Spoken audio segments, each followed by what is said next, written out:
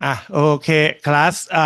This is our third lecture, and today I would like to remind you for the third week, you got to have the lab number 6, 7, double lab for this week. That means you got to submit two laboratory report next week. And what's going to be number 6 and number 7? That's going to be the compression, fractional and absorption of the brick. So you're going to involve with the uh, compression and fractional absorption test of the brick. And then you got to test the concrete cylinder. Okay, that's going to be pretty big two laboratory for this one. And I think P. Angelo and P. Poom will taking care of you for these two lab. And for the lecture, I'm going to move you to chapter 3.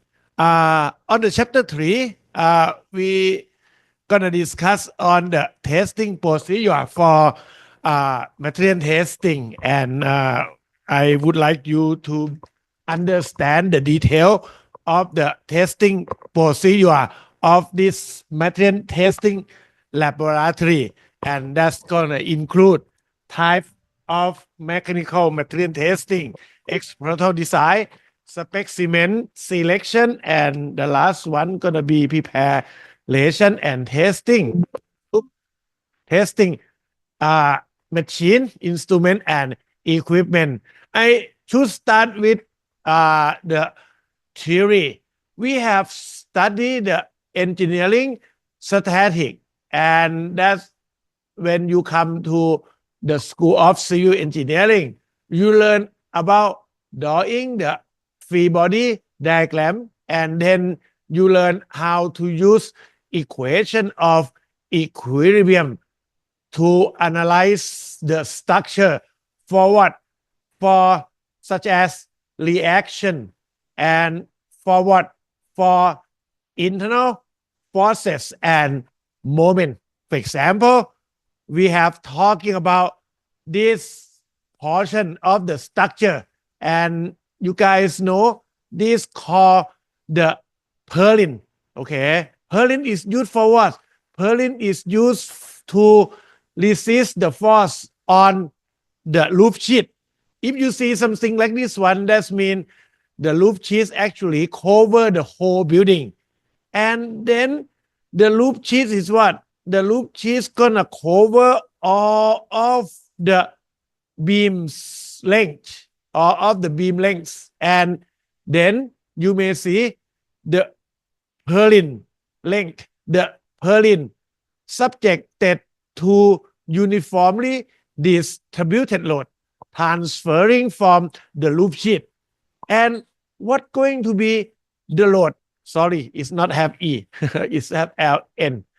And then what going to be the load of this one? It can be dead load, it can be life load, and it can be wind load.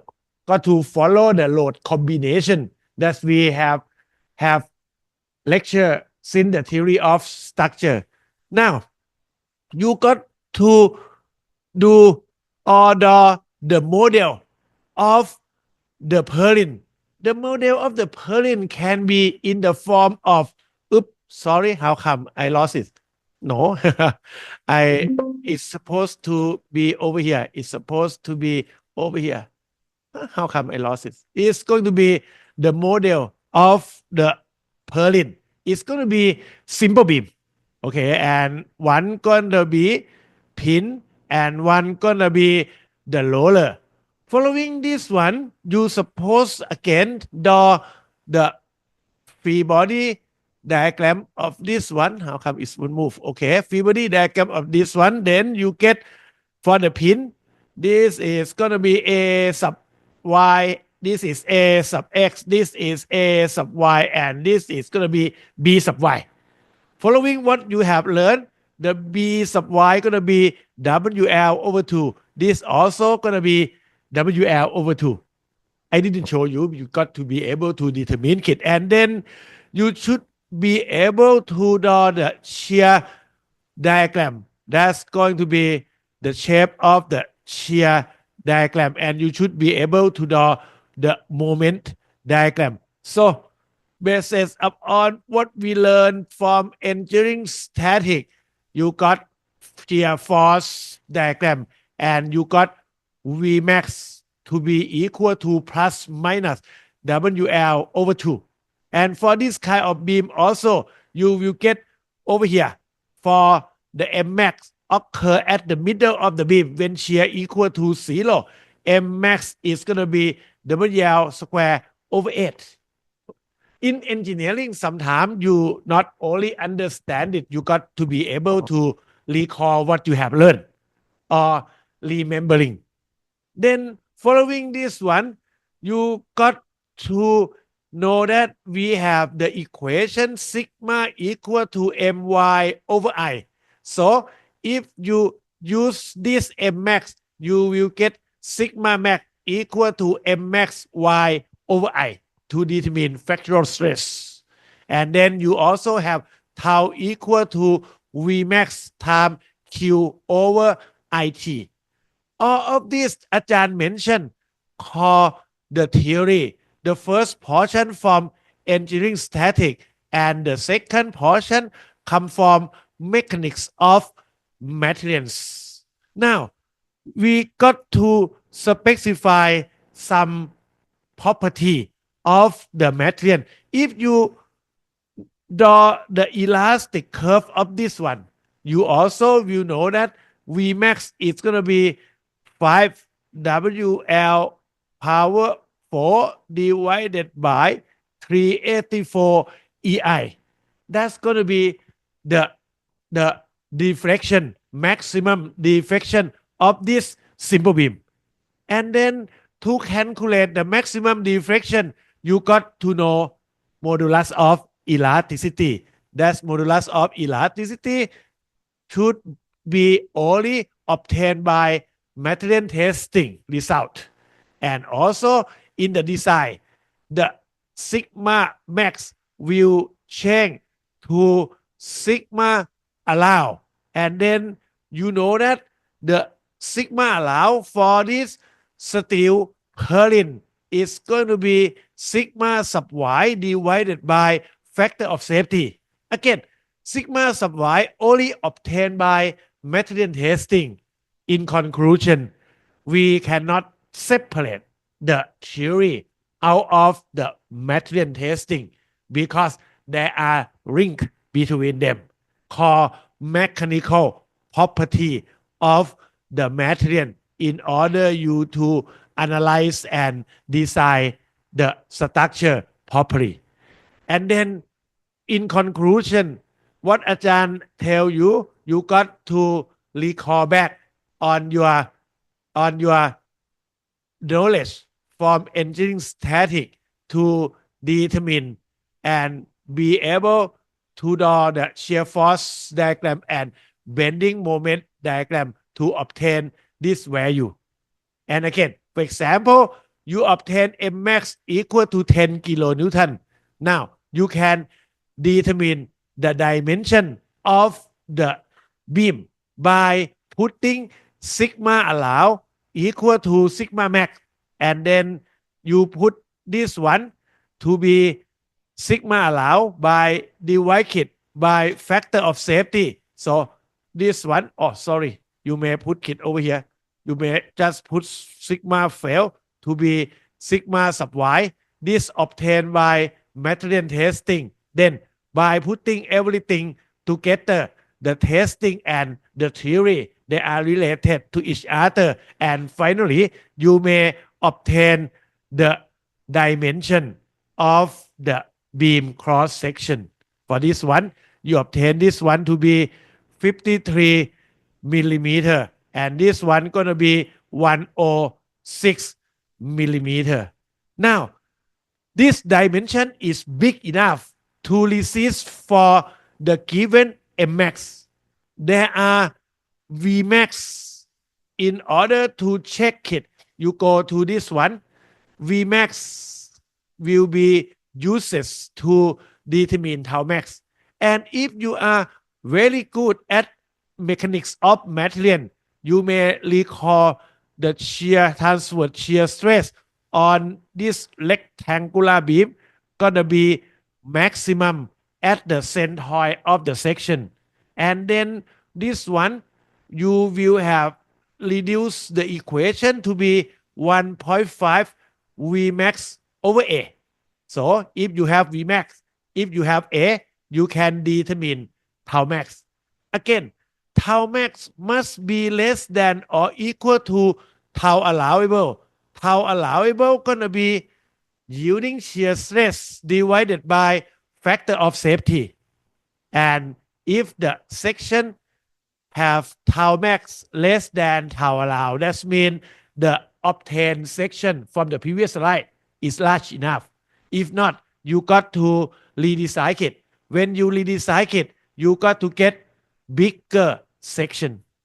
Now, not only the strength, there is called the strength design. And then for the strength design, that means the beam cross section must resist the Mmax and must resist the Vmax. There are deformation also occur on the beam.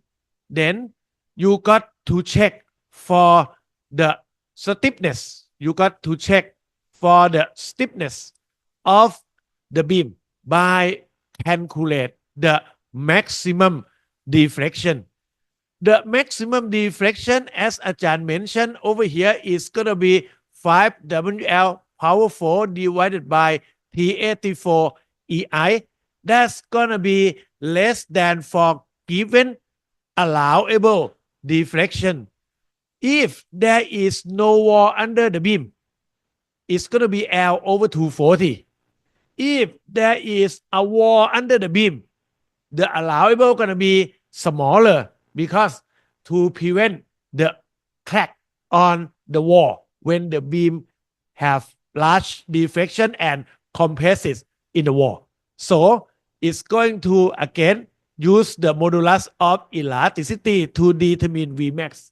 In conclusion, we got to have the knowledge of the theory of the structure and related to the material testing. That's why the curriculum set you to study both in this term and study it together. And now I'm going to move you some important nomenclature for mechanical property of the material.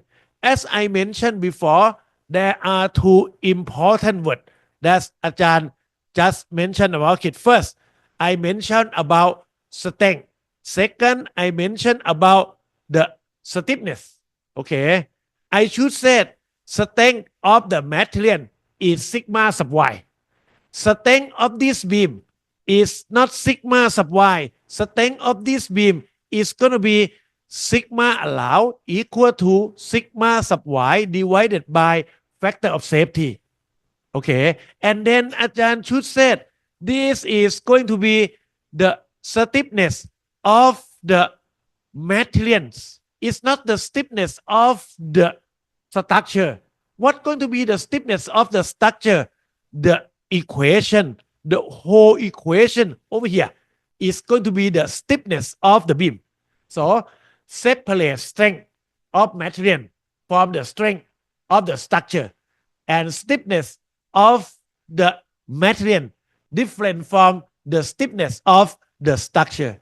Okay, but on our study in this subject, we'll focus on the materials.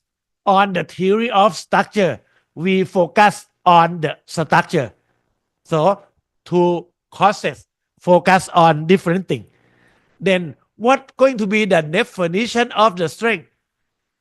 Is the ability of the material to resist the external, maybe external applied forces without any kind of failure.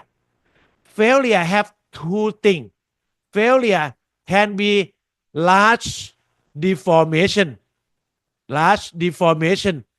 of the material. Failure may be the uh, large deformation. Another failure gonna be the crack. Okay, the crack, the large crack or separation of the materials, and then you may represent the strength of the material for the steel. You represent it by yielding. If it is the concrete, you got to represent it by clutching strength. It's called F palm sub C. If you ask P. Angelo, we use F palm sub C in reinforced concrete design for the strength of the concrete. And then for the steel, you will use what's so called small f sub y. It's going to be a bit different from mechanics of material. We use sigma sub y. Now, coming to the stiffness, okay, Piangelo also need to like me the midterm examination for the stiffness also. So it's a good time for you to do this one. Stiffness is ability of material to resist deformation under the external applied force. Large stiffness, that means the material has small deformation for a given load, right? Large stiffness for a given load, the material should have small deformation. We use what? We use modulus of elasticity. This is going to be the ratio between the stress and the strain, and it must be in the linear elastic portion in our civil engineering design. I mean, it may be in the different plastic portion in some specific engineering field. But for our civil engineering, our assumption, the behavior of the material always in linear elastic. And then it's going to be small deformation. That's why large deformation, we call it failure. Another one, we need to understand about elasticity. Elasticity is similar to this one. It's going to be ability of the material to deform under external force without this one permanent set. Okay. For example, if you have stress strain diagram, and then we have this kind of stress strain diagram, that means on this portion the material has elasticity. But whenever you load it passing through this linear elastic portion to be the plastic portion, and then you release the force, the return part of the material will change. Anyway, the stiffness of the material must be the same. But now the elasticity of the material now change. The new curve of this one will be this one. Okay. And then the elastic portion of this one will be this portion. For this one, we have this one as the elastic portion.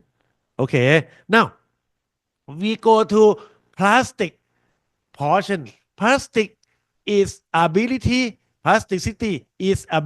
of the material to deform permanently under applied force without fracture or rupture.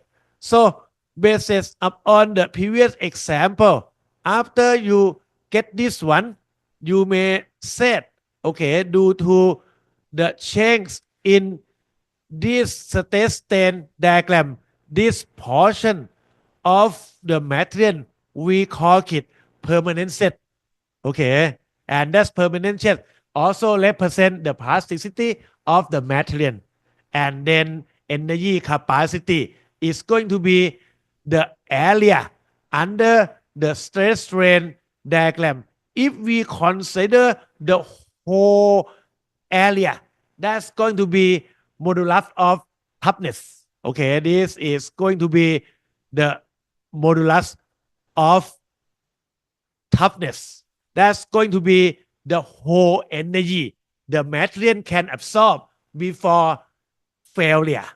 And then there is another thing that you call it the modulus of resilience U sub R. That's going to be 1/2 of sigma sub PL, epsilon sub PL.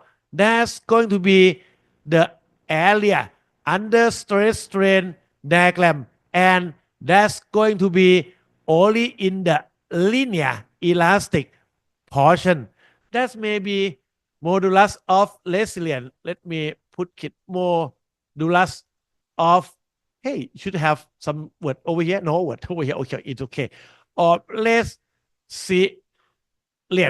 Okay, and then this is going to be the ability of the material absorb energy in the linear elastic behavior, different from toughness. Toughness going to be before the failure of the material. So all of this one corresponding for the material. And now stress strain diagram gonna represent those kind of strength, those kind of stiffness, and not only represent those kind of strength stiffness, it also represent how the structure respond to the force before its failure. First, if we talking about steel have large deformation before the failure. Steel has what's so called the yielding. With steel also have the necking behavior. This kind of behavior represent the ductile material. And then there is another material that behave brittle failure. We call it brittle material, such as what? Such as cast iron. Okay, in tension, cast iron will fail immediately. And also for the concrete, we consider the concrete to be brittle materials. And also in the opposite, aluminum and steel, you may call it ductile material. Aluminum, steel, supposed to be ductile material. This one and this one supposed to be brittle material. The ductile material is good for using it in the tension member. The steel and aluminum have been used a lot for tension member, but cast iron won't. As you have the laboratory number 3, the failure of the cast iron is in the brittle manner. When it's reached about 4.5 kilonewton, the materials have separation and then it fell immediately. Unlike the steel, it have both yielding and necking, have very large deformation before it fell. So those kind of material is good for tension. And then concrete is going to be good for compression member. Cast iron also, as Ajahn mentioned, we use cast iron for the rail of the train. Also the rail of the crane. Okay, that's going to be subjected to compression. And then for the concrete, if you put the concrete and then you make the concrete to be in this shape, then the concrete will have crack occur over here and the failure gonna go very fast. In our engineering, you got to put the reinforcement in this portion of the concrete in order to let the steel, okay, hold the concrete together and resist the tension. And then move to the third one, which material going to be the stiffest material. Again, this one you got to check the slope of the stress strain diagram, and then you can tell me steel going to be highest. modulus of elasticity, and then it's going to be highest stiffness when you taking the slope over here. And then the second going to be the aluminum, and the third going to be cast iron, and then the fourth going to be wood, and then this rubber going to be the least stiffest. So see, the least stiff materials. Now, load type of mechanical material testing, we classify it based on two things: loading method and the testing condition. The loading method, we may put the testing specimen in tension. You may put the specimen in compression. Okay, and then you may put the test specimen in bending and also in the shear. Okay, this is the example for loading method. And the testing condition may be in high temperature. That's going to be depend on your use your material in which condition. In very wet condition, you may test your specimen during it wet. Okay, but if you use concrete in the building, you should test it when it's dry. Now, following what we have here, I also would like you, this is important. We have many tests. For example, this is going to be fractional test. It's also called bending test. This called 3-point loading test. You got to have the testing of the timber. You got to test the steel. You got to test the cast iron in this form of 3-point loading. I would like you to be able to use your skill and draw the model of this kind of testing. Every testing, you got to be able to draw the model. In the model, you will have the specimen, then your specimen supported on left and on the right, on the left and on the right. So you may put the support here. Then there is the load cell over here. The load cell gonna apply the force. So you may put the model to be the point load. Now, under application of the force, there are two reactions, A sub y and B sub y. Since the specimen subjected to only three forces, that's why it's called 3-point loading test, because there are 3 point load act on the specimen. And Ajahn would like you to be able to recall back. This is going to be shear diagram, and this is going to be the moment diagram. This is shear force diagram. This is bending moment diagram. And you should be able to determine this is the maximum shear P over 2. This is going to be the maximum shear also, but minus P over 2. The maximum moment gonna be PL over 4. Okay. Now, go back. Every testing in this material testing, you should be able to use your previous knowledge and draw the model of the test. And then you should be able to draw the shear force diagram, draw the bending moment diagram. And then for this one, you should draw the elastic curve. And elastic curve of this one is going to be symmetrical elastic curve. And then you should be able to what?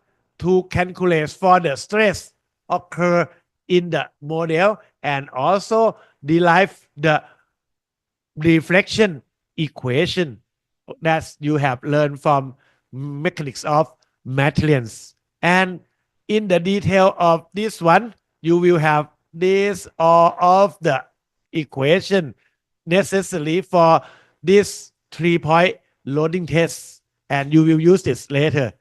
And then again, there are 5 tension tests for this one, compression test for this one. If you noted on these two types of loading, not only the way the material subjected to the forces, but but but it's going to be on different kind of material. This one for the steel, this one for the concrete. So to select the method of testing, sometimes it's related to the type of the material that you are using in the construction. And also we have this one for the torsion test. If you going to design the shaft, okay, you got to test the specimen in torsion. And this one, if you use the material in the beam, you may test it for the fractional test. And what kind of structural member that you got to use the shear test? That's going to be the pin, okay, that's used in the support of the structure. And also many things for this one. Again, you should be able to draw the free body diagram of the specimen, and then you should compute the internal forces and moment. You should be able to determine the stresses. Then if you have the tension test, you have the stress strain diagram. Then recall back from chapter 3 of the material testing. You may have this kind of stress strain diagram for structural steel, or you may have this kind of stress strain diagram. This one gonna be pre-stressed concrete steel, or sometimes we may call it high strength concrete. And for typical round bar or typical structural steel, you will have this kind of curve. So after you have this curve, can you able or do you able to determine all of this kind of mechanical property of the materials? You have studied it from previous trimester. So recall it back. For the concrete, again, it's going to be tested in compression. The concrete, we going to determine the ultimate stress. So typically, they test it in compression, but it's going to be done in this kind of stress strain diagram. Then for the concrete, this is going to be the ultimate compressive stress. And then for this one, you may measure this slope, and that's going to be modulus of elasticity, going to be, the stress divided by the strain in the linear elastic portion. Then for the fractional test, you will have the lab, and you should be able to determine these four mechanical property. If you test for the steel, cast iron, and timber, there are three material you got to test it by bending test or fractional test. And then I move to the next one. The test can be classified based on rate of loading. Most of our tests in the lab is called static test. The load applied to the specimen very slow. Okay, most of that. We won't have dynamic test. Dynamic test may be in some kind of structure subjected to the impact force. That's going to be for the ME mechanical engineering student, or in the field of automotive engineering. Those kind of engineering require dynamic testing. Actually, in our civil engineering also, if you design the structure such as the crane, okay, the crane is moved, it's going to consider when it's moved. And then you also actually have to test for the creep of the concrete, but in my lab we didn't do the long-term test such as creep of the concrete. This is important for the pre-stresses concrete design. Okay, Angelo, this you took the pre-stress course? You didn't, right?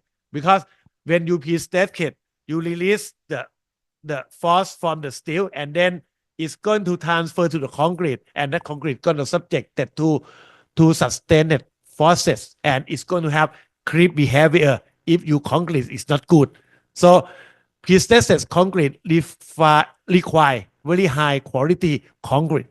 Now, move you to the machine. This one for dynamic test is called ISOS impact test. And then this one is for creep test.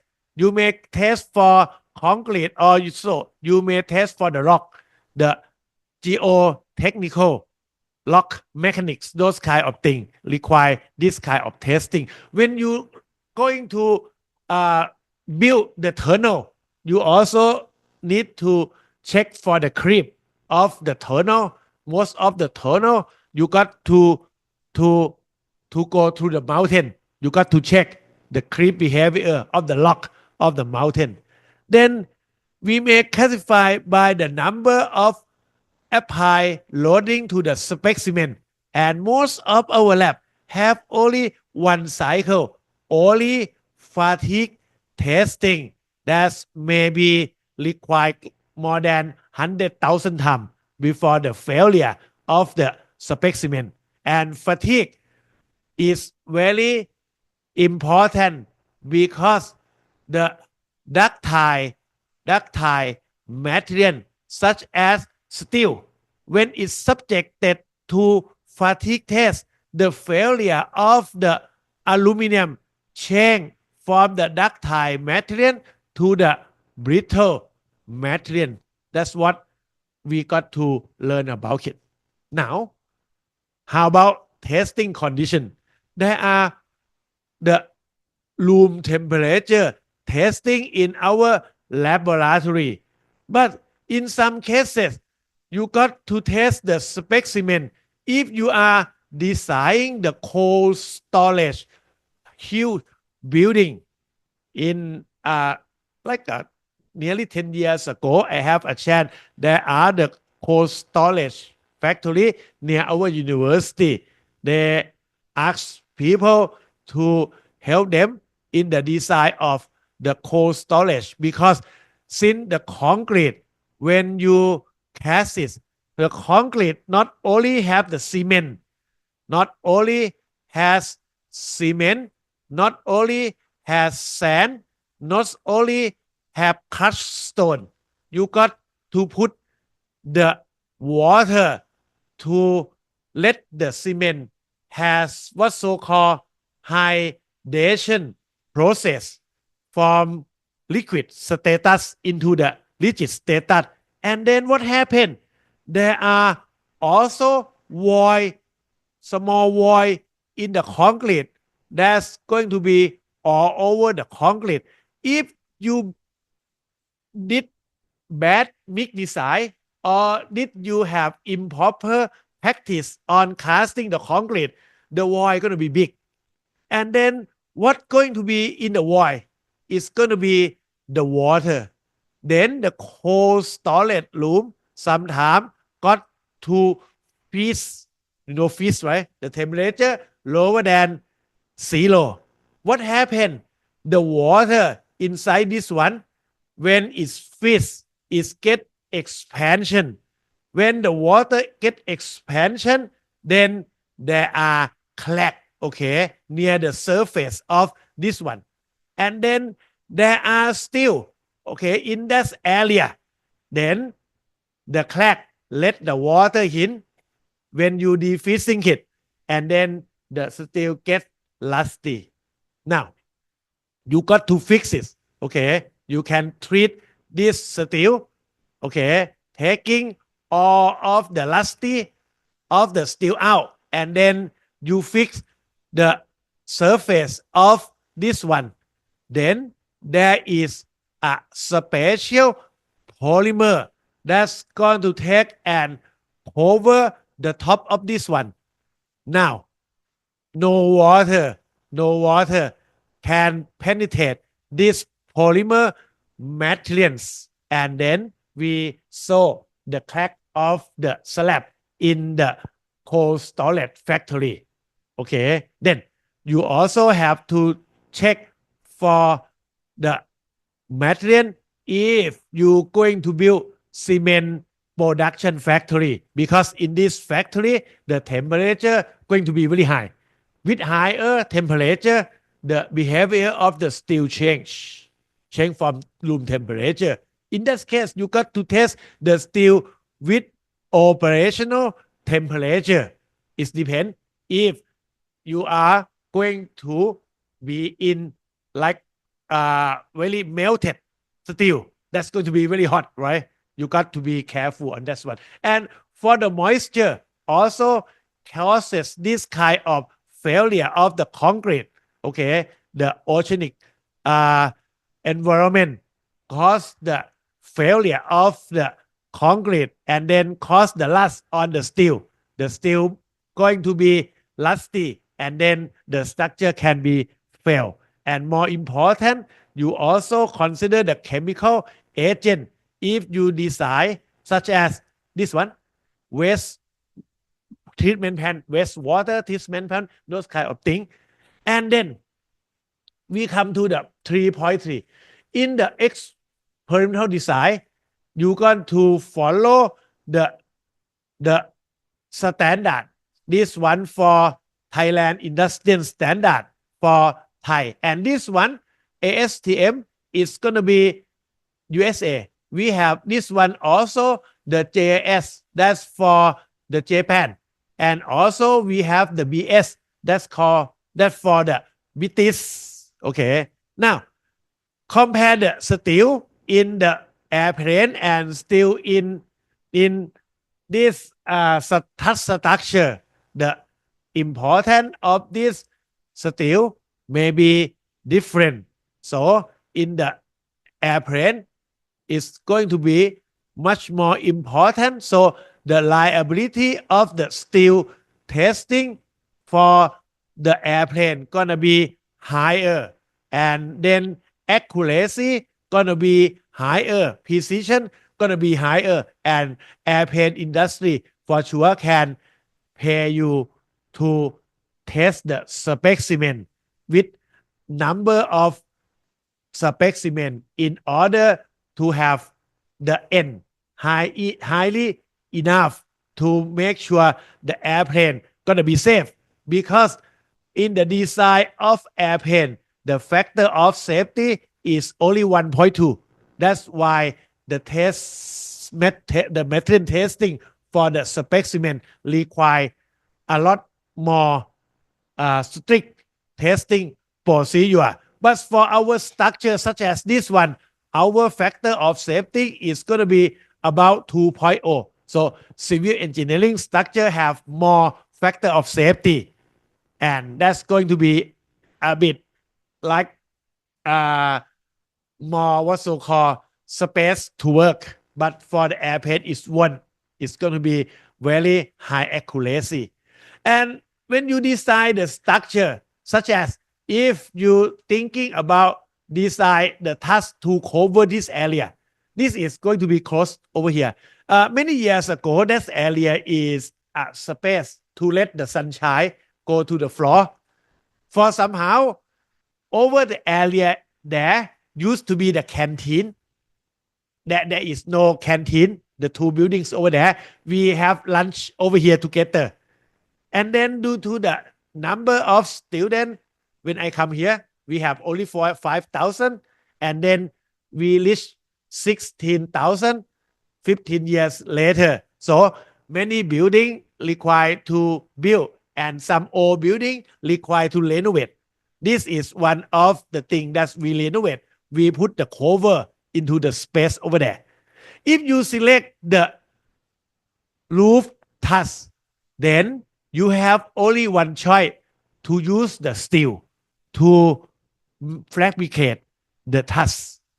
And then if you select the steel, you got to think about what the TSI, you are in Thailand, going to require the mechanical property of the steel in the design. For sure, you got to use the yielding because sigma allow is going to be sigma sub y divided by factor of safety. And then if you check the deflection, you got to take the E.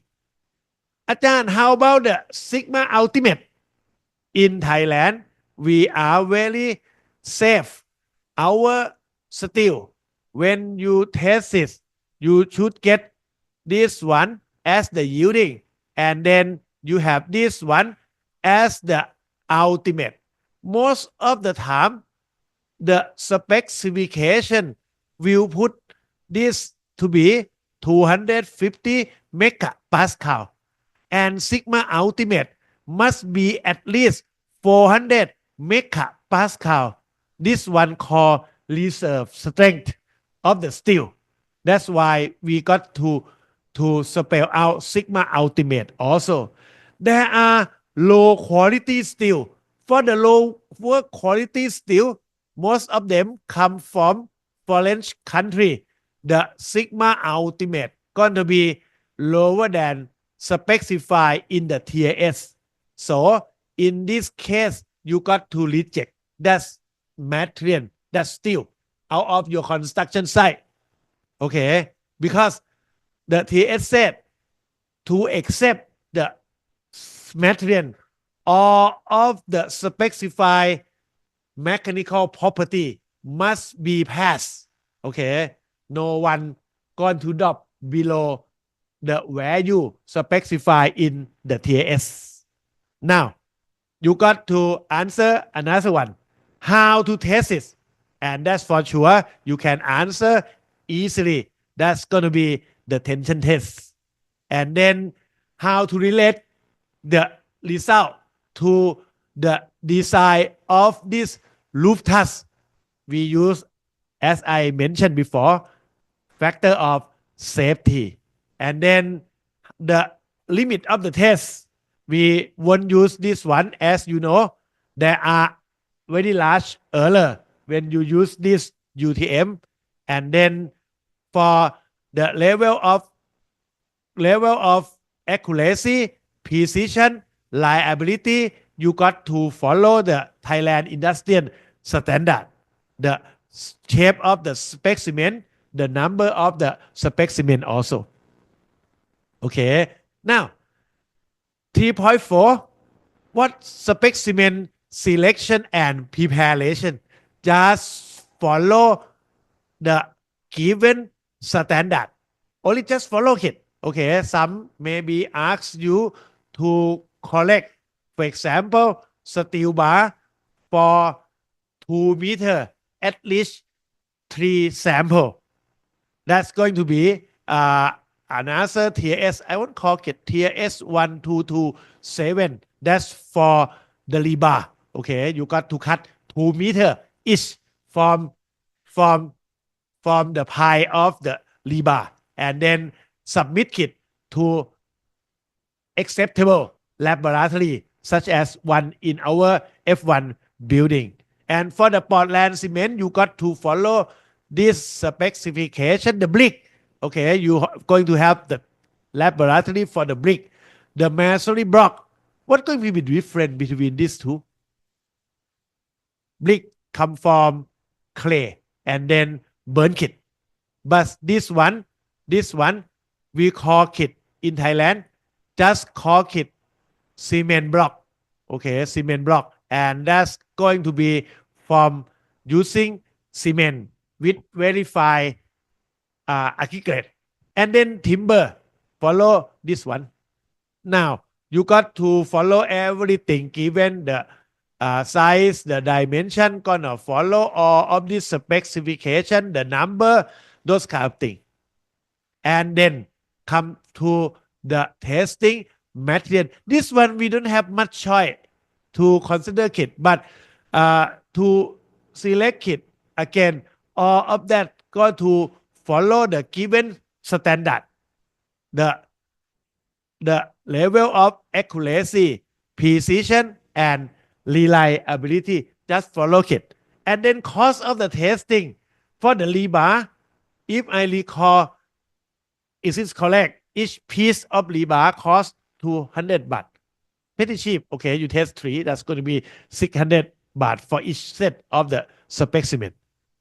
And the measurement, okay, you should be able to use the vernier to measure the length.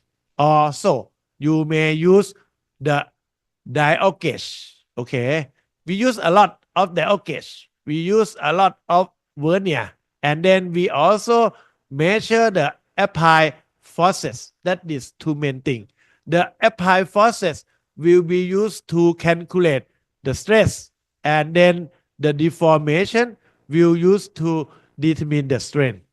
And then before the end of the chapter, we talking about error in material testing. We can classify it into two things. One, symmetric error. Another one is going to be accidental, or sometimes we call it random error. These two types of error, they are different.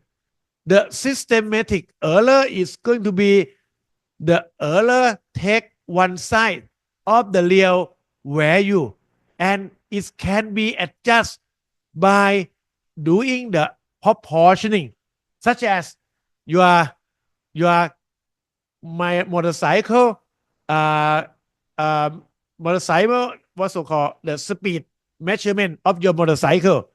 You may like your motorcycle to be 100 kilometer per hour, and then there is very accurate speedometer measure it, such as the laser gun by the policeman, okay, to be 99 kilometer per hour.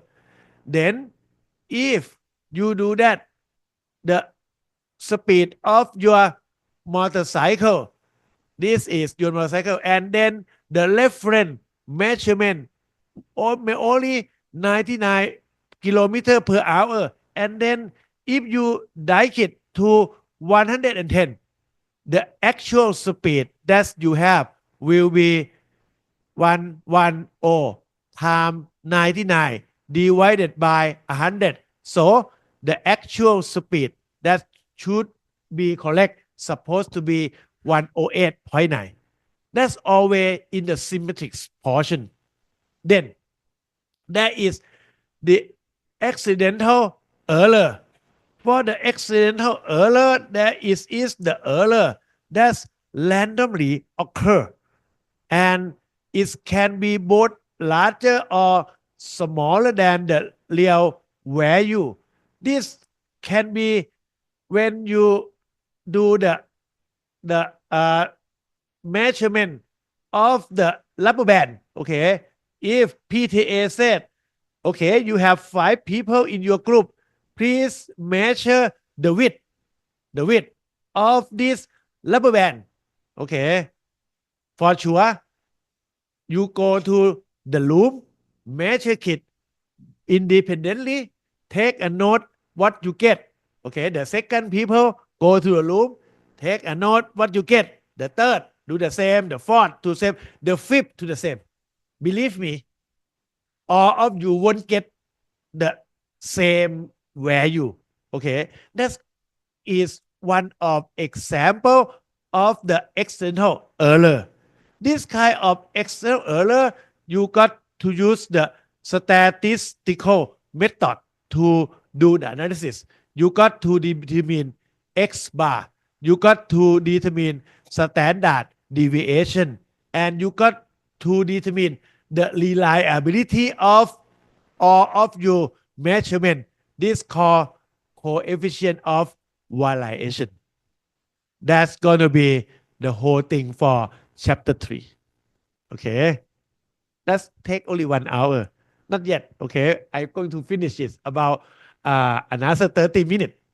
But before that, coming to our midterm examination. Okay, most of the passing year อาจารย์ will provide you with the A4 note. Do you have it, Angelo? Your batch also have A4, right? Okay. If not, I will won't allow them to have it. Okay. And then you got to follow this one. It's will provide by PTA. I asked P Boom to put some special sign. Okay. His signature and stamp onto the paper. And it should be distributed to you later. Okay.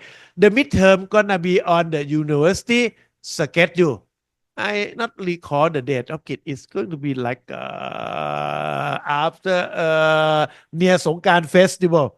It's going to be in April, not March. It's going to be in April. It's not correct. This one is not correct, I believe. Okay, but check the university schedule. That's going to be 25%. Gonna cover chapter 1 to chapter 4. Okay, on this paper you got to write your name, student ID on it.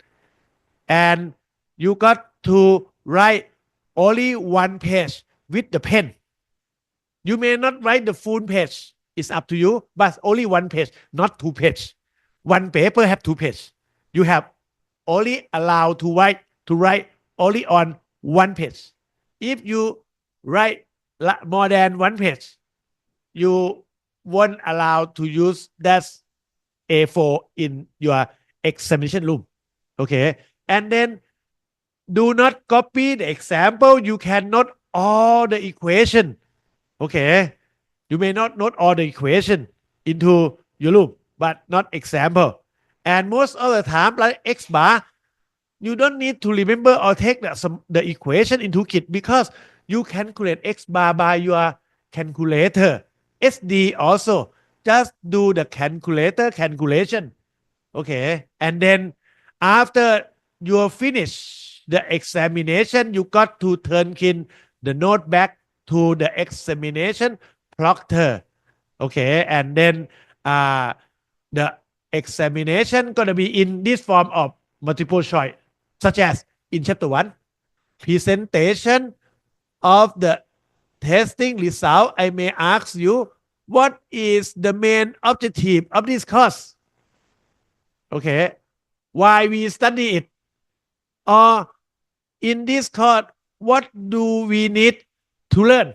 A, B, C, D, E. Just multiple choice. So you will get the paper. Don't forget to bring the pencil.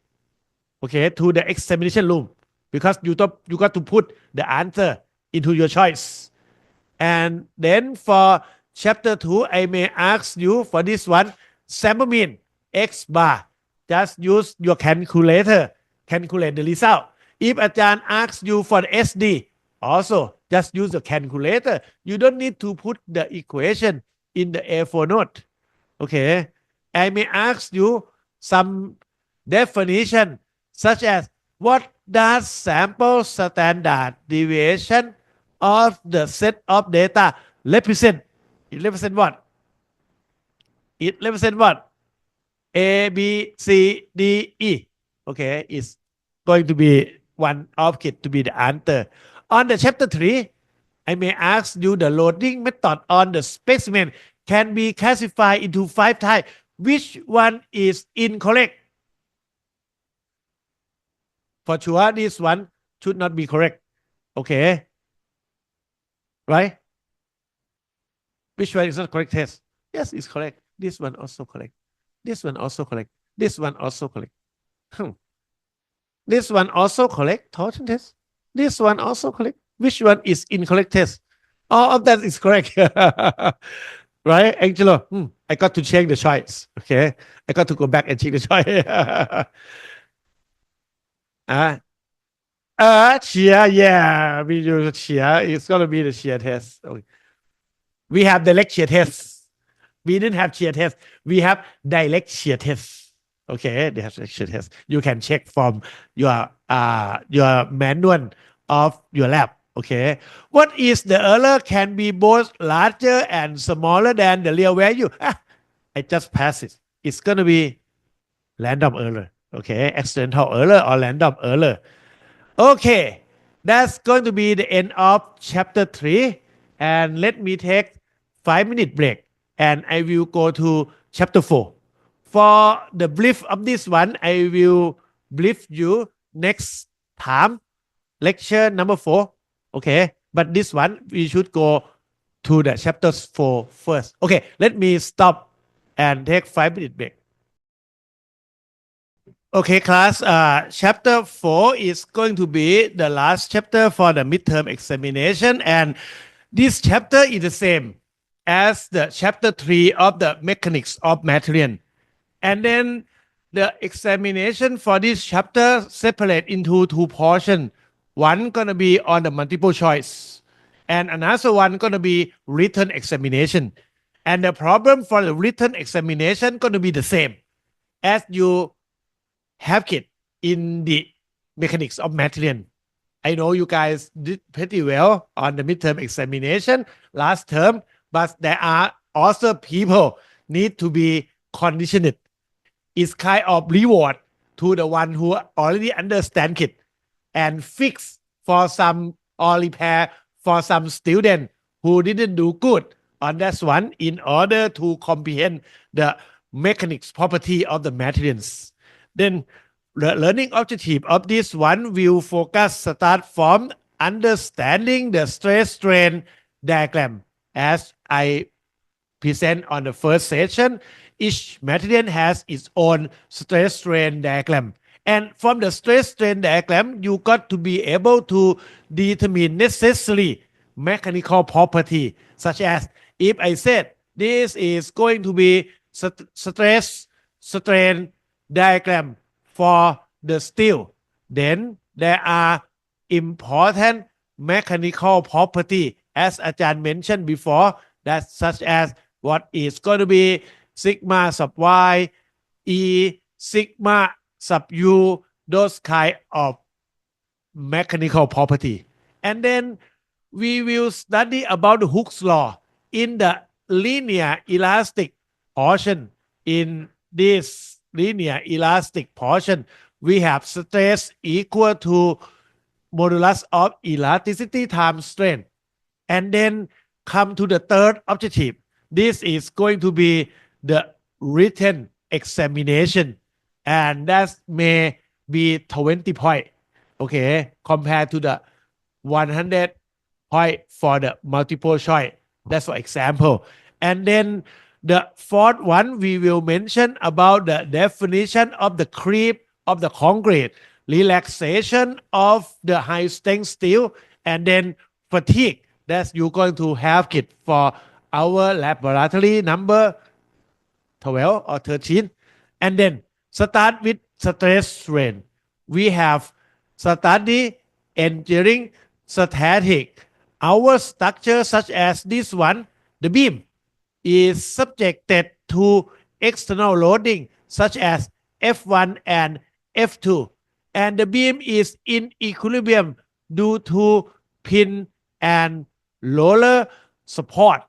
The pin and roller support resist the external load, and then it will have the reaction. In order to determine the reaction, you got to draw the free body diagram. Okay, you have the step to draw the free body diagram, and then how to calculate the reaction. You got to use the equation of equilibrium, and then that's going to be study in theory of structure. Next time we will study about the beam, and then you will be able to determine the resultant internal force. That's going to be normal force and shear force, and also resultant bending moment N acting at the centroid of any section of the beam by using what so-called method of section. By putting method of section, since the beam is in equilibrium, then the segment of the beam will be in equilibrium also. To be in equilibrium of the segment, we got to specify this one for summation of x sub x equal to 0. And this one is for summation of f sub y equal to 0. And then internal bending moment is for summation of moment about c equal to 0. No linear horizontal displacement. No linear vertical displacement and no rotational displacement. So the segment gonna be in equilibrium. And we will use this one as the sign convention. Ajahn will use this sign convention again in theory of structure also, like this one.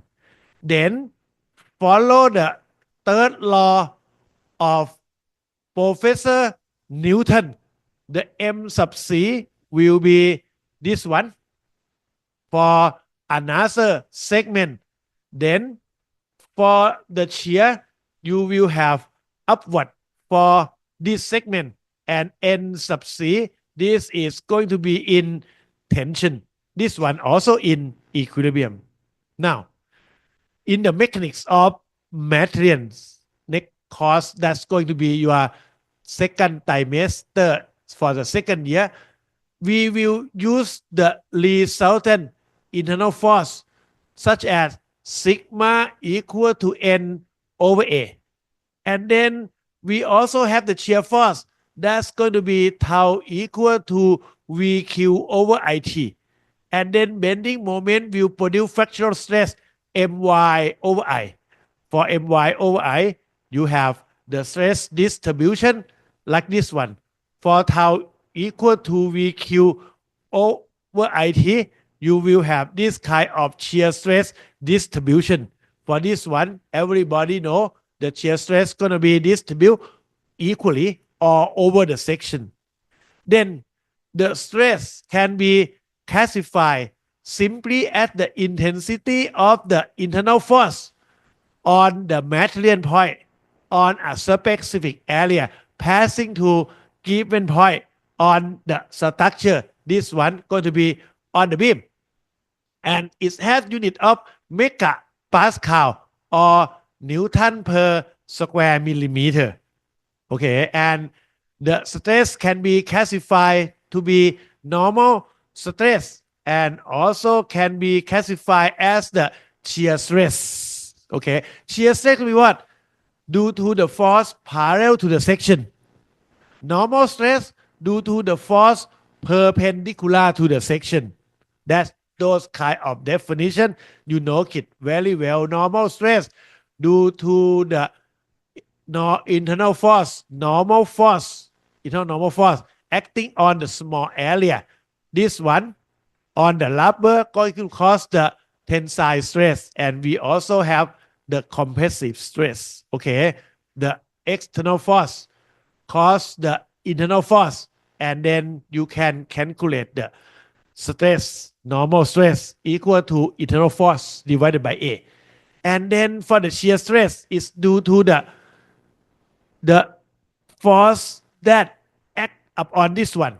Basis upon this one, our bow will subjected to the force that's caused by the outer and the inner portion of this clamp. Okay, and the force going to be causing the cut over here. And then following free body diagram that we made only this portion of the bow, and then subjected to only this portion of the force. Then to be in equilibrium, the shear force will occur over here. The internal shear force occur parallel to the section. And this one, we call it single shear because it have only one cut. Unlike previous year, if we hold together like this one, this is going to be double shear. If you pull it hand by hand like this one, it's going to be single shear. And then the definition going to be the shear force V divided by the area. Okay, that's going to be occur at the bow or occur at the pin. And then there are a number of equations, and Ajahn asks you to remember it. At least, if not, you put it in the A4 paper. Okay, and every equation here, Ajahn can put it in the multiple choice. So there are going to be a lot of questions on this chapter 4. Okay, for the detail of calculation. It's going to be unlike the mechanics of material. Only asks you to solve only one problem. But this one going to be many things. Now, the stress will come with the strain. Normal stress will cause normal strain. Normal strain gonna be the axial deformation or elongation on this one divided by original length. And then the unit gonna be millimeter per millimeter or meter by meter. And then the shear stress will cause the shear strain. The shear strain gonna be in gamma. The shear strain gonna be the change of the angle. Before that, the angle is pi over 2. And then after that, the internal angle to be theta palm.